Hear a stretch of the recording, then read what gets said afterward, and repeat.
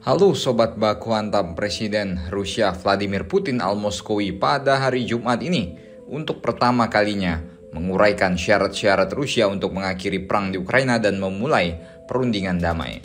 Berbicara pada pertemuan dengan pegawai Kementerian Luar Negeri Rusia di Moskow, Putin mengatakan bahwa Rusia akan segera menghentikan operasi tempur jika Ukraina membatalkan niatnya untuk bergabung NATO dan menarik pasukannya dari wilayah Donetsk, Luhansk, Kherson, dan Zaporizhia, 4 wilayah timur negara tersebut yang ditekankan Putin untuk mengakhiri konflik. Gila, 4 provinsi harus ditinggalin bos, ini sama aja babak belur Ukraina ya kan.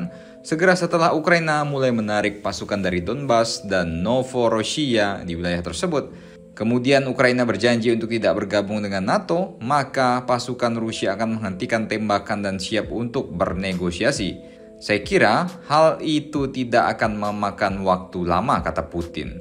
Putin mengisyaratkan bahwa dia tidak menganggap Presiden Volodymyr Zelensky saat ini sebagai presiden sah Ukraina karena masa jabatannya telah berakhir pada 20 Mei yang lalu.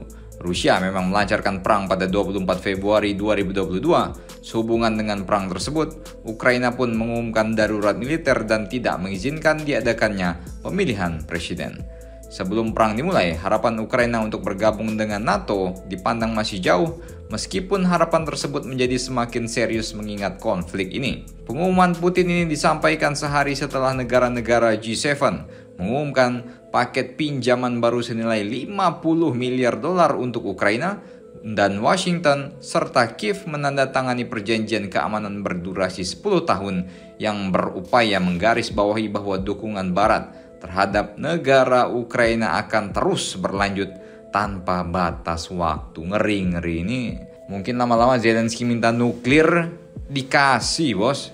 Kata panseboynya Ukraina, bilang aja nih Putin takut F-16 mau masuk, Atakam sudah darderdor ke Belgorod, S-400 sudah pada gosong ya kan. Ya, kalau menurut kalian gimana nih mengenai prasyarat atau syarat yang diajukan oleh Putin mengenai 4 provinsi yang harus diserahkan? Berat dan syarat perdamaian yang cukup ngeri-ngeri sedap sih ya kan.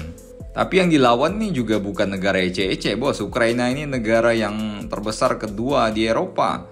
Militernya juga paten, ya, cukup ngos-ngosan juga sih Rusia. Tapi waksamnya babak belur juga lawan petani gabah di Vietnam ya kan. Ya, kalau menurut kalian mengenai syarat yang diumumkan Putin secara gamblang ini, apakah ini tanda-tanda Rusia mau mulai negosiasi?